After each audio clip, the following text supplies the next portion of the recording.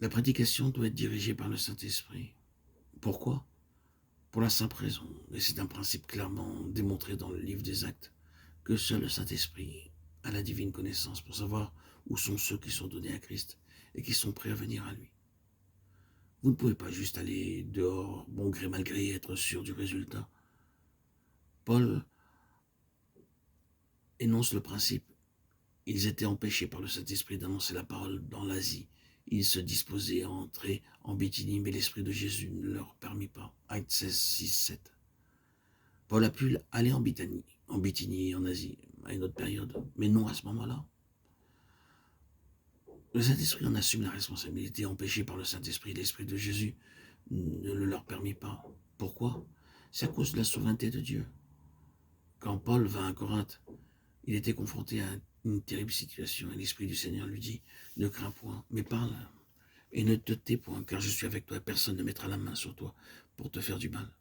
Parle, car j'ai un peuple nombreux dans cette ville. Acte 18, 9, 10. Voyez l'œuvre des conseils éternels, la préconnaissance. Le livre des Actes est constitué sur son principe. Nous y voyons un homme seul traversant un désert. Dieu dans le ciel l'a vu et sait qu'il est prêt pour l'évangile et envoie Philippe pour entrer en contact avec lui. L'Esprit dit à Philippe, avance et approche-toi de ce char. Et au verset 39, l'Esprit du Seigneur enleva Philippe. Philippe se trouva dans Azote, d'où il alla jusqu'à Césarée en évangélisant toutes les villes par lesquelles il passait. Acte 8, 26, 40. Ensuite, dans Césarée, il y avait un homme priant. Il demandait évidemment que le Seigneur le conduise et lui montre sa volonté. Il vivait jusqu'à la pleine mesure de la lumière qu'il avait reçue.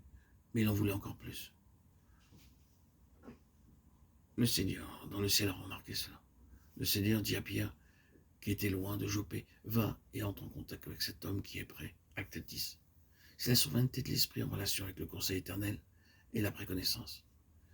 L'aspect essentiel, c'est que le Saint-Esprit doit provoquer la proclamation et la gouverner, sans quoi il y aura beaucoup d'efforts inutiles et beaucoup de temps perdu. Vous ne pouvez pas faire ce genre de choses en mettant en place des comités et en établissant des programmes. Vous devez être un instrument gouverné par le Saint-Esprit pour ce travail. Car il a paru bon au Saint-Esprit et à nous. Acte 15, 28. C'est ainsi que tout le long de cette vie étroite, ce doit être un domaine où le Saint-Esprit a toute la responsabilité. La programmation doit être gouvernée entièrement par lui, de cette manière, et initiée par lui. Dieu est conséquent, et s'il décide d'une chose dans ses conseils, il travaille à sa réalisation, et cela se fait.